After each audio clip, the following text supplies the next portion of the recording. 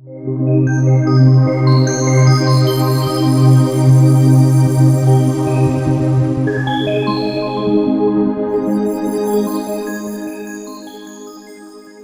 here's Michael Leander. I'm at the DMAI in New Delhi in India. This is the third day of what has been a fantastic convention.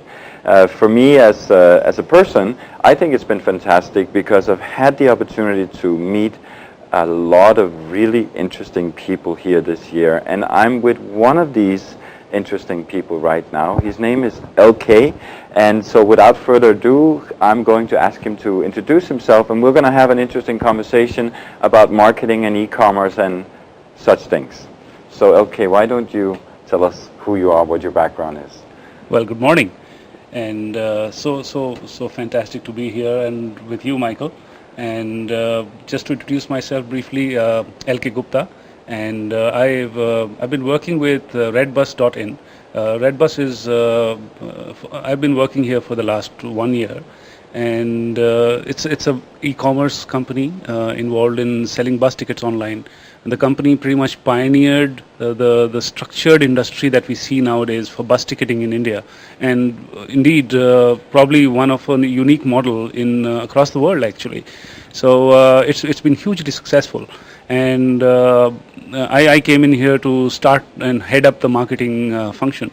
Before that, I was pretty much in the conventional consumer products marketing space. I was with LG Electronics for a good 5 odd years, and before that with Gillette and P&G. So it's a huge change for me. My learning curve has gone up tremendously in the last 1 year. So a fantastic industry to be in, and really looking forward to a lot more action on this front, because I truly believe that e-commerce, digital marketing, direct marketing, these are the future of marketing. And everybody must acclimatize and change and adopt these new practices. So really happy to be here with you, Michael. And me too, to be here with you, because you're an accomplished person, and that's why I want to ask you a little bit about Redbus, and what were you thinking when you started working with Redbus in terms of the whole branding aspects, but also in particular in terms of changing Indian consumers' behavior from the traditional offline brick and mortar kind of scenario to a more self-serviced online scenario? Well, you see, e-commerce or offering the same services that you get offline, which consumers used to, and getting people to convert into adoption of online buying specifically is a laborious process, and India is just about getting started. And we know that about close to 150 to 200 million Indians are online, and but a lot of them actually don't purchase stuff online. And there are still some barriers, and the adoption will take a little more time, but I think we are on the brink of really huge swell of consumers now starting to come in with e-commerce. My thoughts basically this, that at a personal level, I really thought that this is the opportunity for the next decade.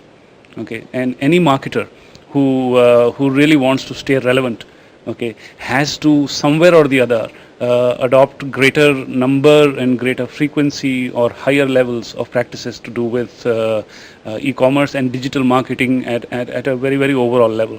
So thought you might come. Redbus before I had come on board had already shown a lot of promise and growth, and it had reached. One would say it was not a startup anymore. Actually, it was more like a small to medium-sized company already, and that had happened by sheer brilliance of the product and the problem that it solved for the consumer, and word of mouth. So the initial adoption had already started, and I think the company is poised for really establishing a mega brand as far as India is concerned. In fact, we number of times we get emails and communication from people outside of India, from Far East, from even Germany or Brazil, where entrepreneurs want to learn from the Redbus experience because they see a similar problem to be solved when it comes to their country and their consumers.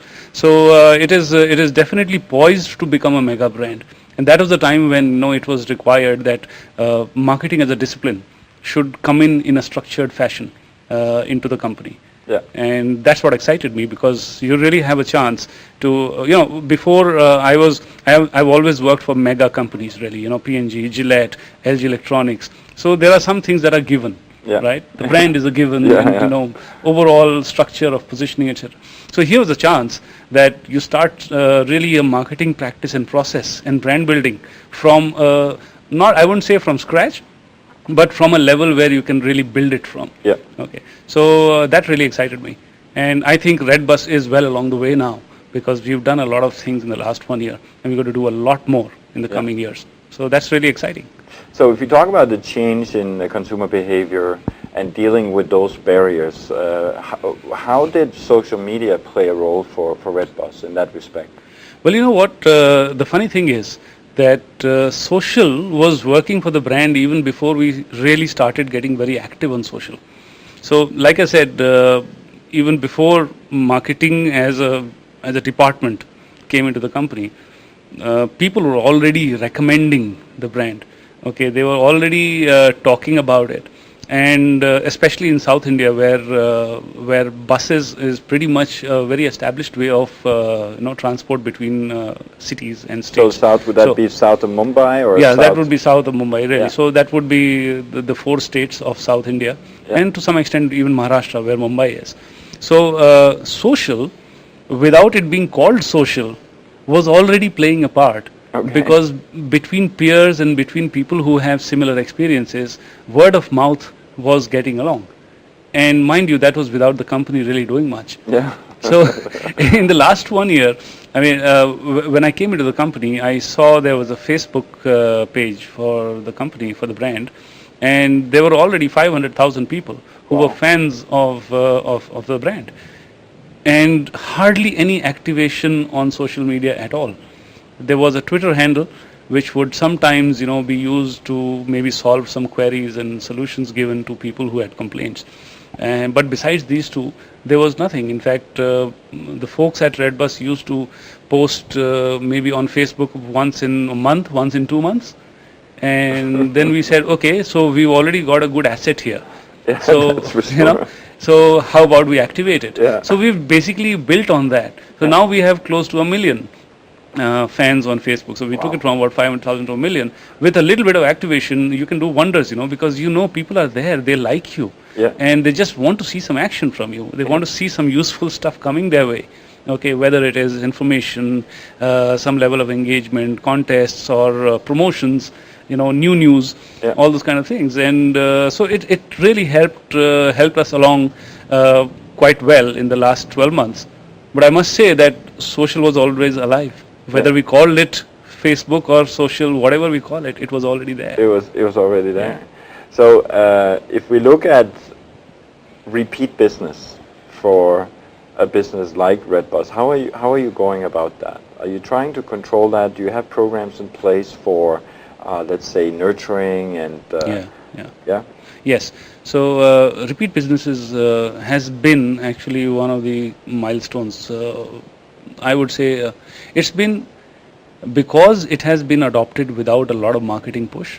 Okay, repeat business has been very productive for us. Okay, I think the bigger challenge is for us to get a whole horde of new users. Okay. Because in any brand's life cycle, you get the initial adoption, and then you get initial rising curve, and then sooner or later that initial curve kind of plateaus out. Yeah. And then if you don't push it more for the next inflection of new users, then pretty much you're going to live with repeat users. So repeat usage is not a big problem. In fact, it is not a problem. We do have programs in place, and we've, like I said, that the big wonder about Redbus is that it went along, grew fine, without a lot of marketing. In fact, without any marketing except for SEM, really. So when we looked at the whole situation last year, we said that, listen, we have to promote repeat usage as well as get new users. Why? Because when a successful company is established in online industry, then you start getting a lot of Me Toos. And there are about now 4 or 5 other similar kind of portals who get the same inventory from the same bus operators.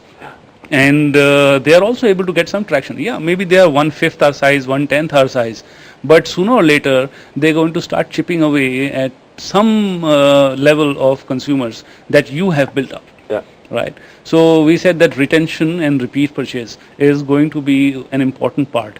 So we put together a pretty, I would say that I'm very happy with my tech team for that, because it's all built in-house. So we've got an entire emailing engine which is actually identifying people right from the first purchase and shooting them communication offers customized to the segment that they belong to. So we've created something like 60 odd segments, and Amazing. as the moment they make a purchase, it triggers off the queue, and people get communication from us. So this is something that the Indian techies do so well.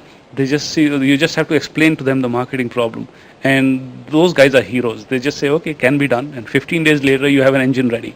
So we are doing some kind of structured programs to make sure that we get repeat buying fairly frequently. Now the big question is, where are the new users coming from? Yeah. Okay, so where's the next 2 million?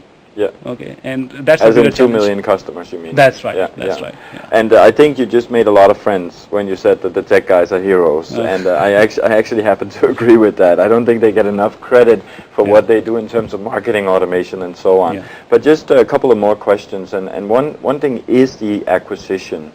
What do you see? I'm assuming that you cannot allow yourself a very high acquisition cost per new customer. Mm-hmm. Are you not challenged by that? Yes. That you can't afford more than maybe a fraction of what other type of e-commerce businesses That's true. can? That's true. Especially because our long-term value, if you look at it, I mean, we calculate long-term value for a year, for 2 years, and 4 years, and so on. We are a low-margin business. Yes. So you cannot afford to spend too much for acquisition unless you're pretty sure that the customer is going to pay you back at least in the 2-year time frame, if not 1 year. Yeah. Okay, especially in a competitive scenario where you don't even know that you acquire someone and where he's going to go next, because the market is flooded with offers. You just Google bus tickets online, and you're going to find people giving 10% off, people giving 100 rupees off, and so on and so forth. So it is always a tricky business of saying how much you want to spend on acquisition vis-a-vis how much repeat business are you going to get. Yeah. Okay, because that's a tricky one. At this point in time, we do feel a little adventurous. Yeah. Okay, so we do want, because you see, we are like about 60% of the bus ticketing online market. So if we don't build the market, I don't think anybody else is really going to have the wherewithal or the intention. Well, the easiest thing for our competition is to steal from Redbus, because they are starting from a very low level. Yeah. So to please their VCs, they're going to basically say, hey, there's a ready bunch of people buying from Redbus. Let's just steal from That there. could actually be their business plan. Yeah, exactly. Yeah. So the market development really is the leader's job. Yeah. And new acquisition, therefore, at this point in time, we might face a bit of a sticky wicket in terms of increasing costs. Yeah. But somebody's got to do the job. Yeah, that's very true. So the last question I have is, if you looked at that industry 5 years from now, where do you think you stand in terms of the percentage of bus travelers who would be comfortable purchasing tickets online? Okay, for this, let's look at the parallel of flight booking. Yes. And flight booking is pretty much an established practice as far as online booking is concerned. And as of today, about 30% of all flight bookings is done online by consumers. Okay, I didn't know. So and in India, are you talking about global? This is India. This is India. No, I'm not talking about. Yeah. So bus ticketing in general, I mean, it's India which is the most relevant market. Like I said, that even in many other countries, people are going to trying to emulate Redbus now, because this is a unique model. Yeah. So in 5 years' time, I would say that we hope and expect, and we'll work towards it, that we should at least reach 30 to 40% of bus travelers booking tickets online. Wow. Because right now the number is maybe around 10% people. Okay. 10% of tickets of bus tickets are actually purchased online. Yeah. And imagine this, that this 10% has happened because of the early adoption by your power users over the last 5 years. Yeah. So this 10% to go to 30% will take some doing, Yeah, because that's the next wave of the followers Yeah.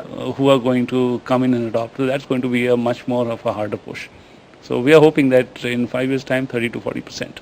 Oh, that would be amazing. I wish That you- would be amazing, because Yeah. it will be great for the industry. Absolutely. Yeah. And for bus travelers. Oh yes, hopefully. absolutely. So Absolutely. thank you so much for that. It was very interesting. My And, pleasure. To you watching, if you want to know more about the story, about Redbus, e-commerce in India, and so try to follow the links that you'll see somewhere here. There should be a link to LK's LinkedIn profile as well, and maybe Twitter account if you want to hook up with him. And that's it. So I just want to say thank you so much for watching, and wishing you a great day today and all the other days. Ciao.